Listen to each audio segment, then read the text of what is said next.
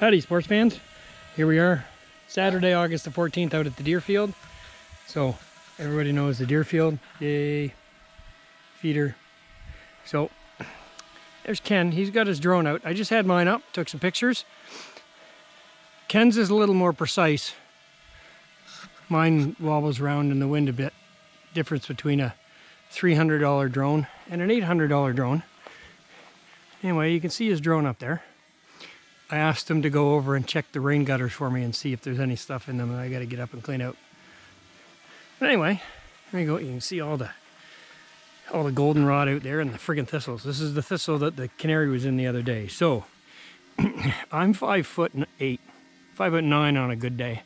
That's like, it's got to be 6.5, 7 feet. How high that is. I guess they grow them big here.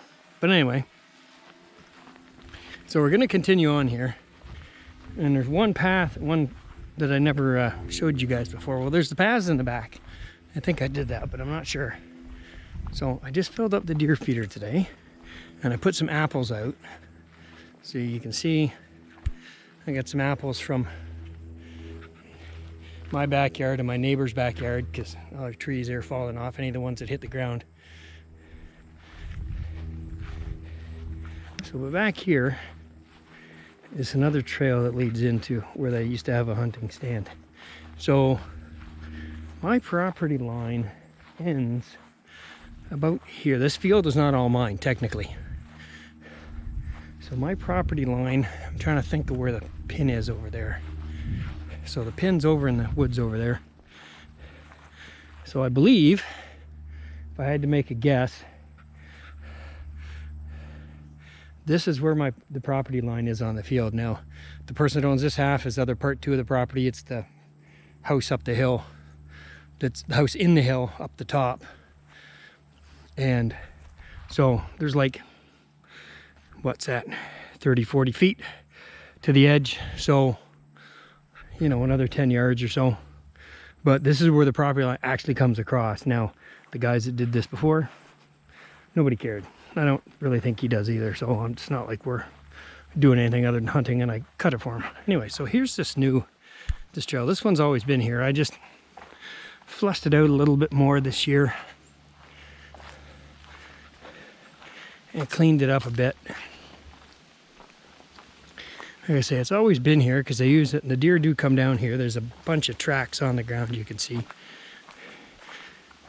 But it comes up here, and there was this little bit of clearing here, but again, this is not my property. But this big old maple tree here, this is huge. You can see the hunting stand they used to have in it. So get you maybe a little bit, and you can see this is another huge maple tree. Unfortunately, this one's not on my property, but it's one of the original trees. So it's another one, and you can see I don't know if I can zoom in on this thing or not. Let me try. Can we zoom in? I guess I can't. Huh. Oh. So you can see the hunting stands up there. I don't think I'd use it because those straps are probably really rotted, but it's something to think about for later on because there's not an issue with us using it. But then you see there's, do that, get sunlight out. So there's 2 little paths that walk up in here. This one goes the farthest. Oh, like a tree branch fell down. I was just in here last week and cleaned this. So this goes in here a ways. And then we come to this old cedar fence. And this old cedar fence marks the edge of the property line. So it runs continuously. Well, it's hard to see from down here. Let's go over on this side. I'm not sure whose property this is. I think it's Mr. Hook's, but I'm not 100% sure. Or is it Tian's? But anyway, so it runs all the way down here, and this is their old property line that they used to have. The post between mine and the guy up top is way down there. And I'll walk you down past that. We'll follow the edge of the fence line. But this goes up here, and then you see the rock cut going up. Right? And if you go up to the top of the hill, Mr. Hook's property is up there, and that's where Kevin has his food plot. And like I say, we can just take and follow this fence line right up the top. And there is a deer trail in here where they have been walking up. But the guys used to have a tree stand up in one of the trees up here. And we go in here, and this is where we kind of lose the trail. The deer know where it is, but so you can see here where the fence line continues, and you can see that there's the metal fence up there, the square metal fence that they use, and that's where it goes up. And then that big tree that's there, it's another big maple tree. So they had a tree stand on there, and they'd get up to it from the back, which is only 10 feet. But when you look at it from the front, you're about 30 feet up in the air. But that's what they used to do when they'd they'd start a couple properties over and do a push on with the deer. So, and you can kind of see there's a little bit of a trail that runs up here and just in through there and up and around. But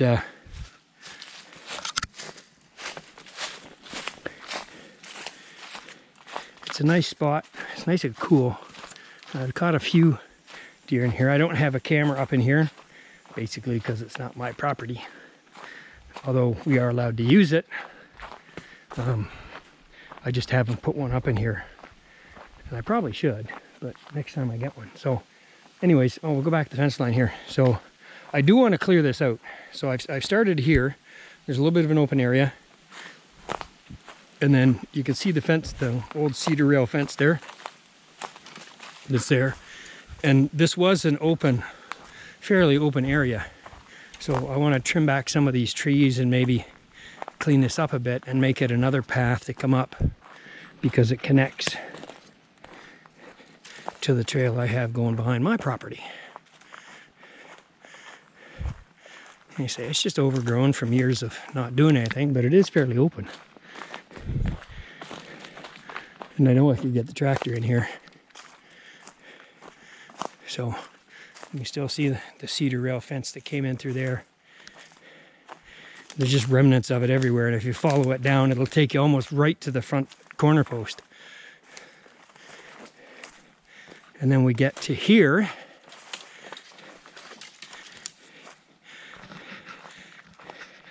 And there's the property post. And they used to have a sign up there, no trespassing sign. So if you take this post and you look at it from the context of side to side, and I go 90 degrees out from there, you can see that that's where it cuts off the property, the end of the field. But there is a trail through here, and I've kind of kept it clear all these years because the deer do come walking through here. You can see in through there, there's a little bit of a trail that goes up and in out there. And there's swamp over there, so they do walk around it. But we'll go back here, and like I say, I've kept this clear, so it's fairly easy to walk in. You can't keep all the sticks off it, of course, because these dead pine trees, they fall everywhere. And there's a little trail there that goes out to that they made out the field. And like I say, the last 10 yards or so of that field is not mine, but and then there's this little trail here out there, and I've kept that open. And then we go up further,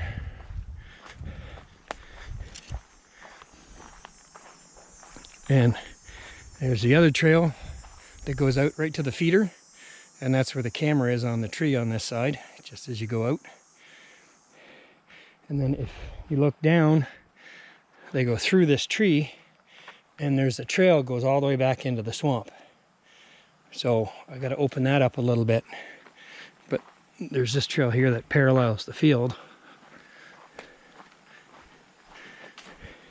And back in behind here, and it's a nice little, the deer do use it quite a bit, especially in the spring. And there's another little trail that goes out there, and you can see there's an old tree stand that they cobbled together out of old railings and stuff. Again, I wouldn't use it.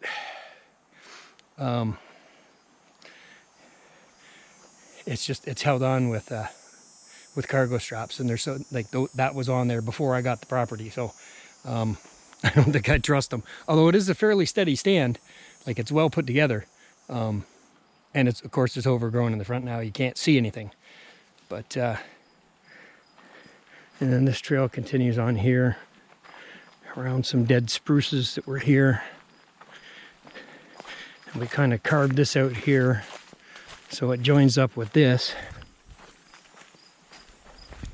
And this trail was in here. I propped up that branch just so you can get underneath it, but this goes out to the deer field, and then this continues on down, and this is the one that I got to open up a bit and make it the dead deer run and connect it. I'd like to connect it to where that big maple tree is I'm using for firewood, but it's quite a good trail that the deer use all the time. It's fairly worn down. It's just opening it up and doing that. So, but and like I say, we go underneath here. I don't really want to cut down this branch, although yeah, I suppose there's still some good leaves on it, so I don't really want to do it. Although that tree's fairly large, but and then this just I widened this to make it easier to get in with the tractor and the mower pan, just to cut it. And of course, this comes out on this end of the deer field. So, and then I've got I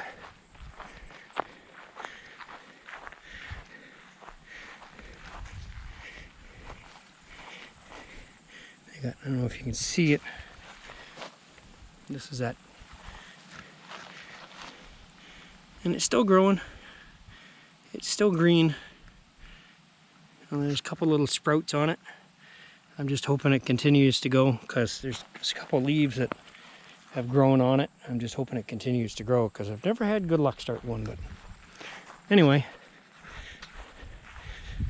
that's it. I just wanted to show you that trail that goes up in there, and that that area that's up there at the other end of the deer field. So that's all for now, and we'll see you here.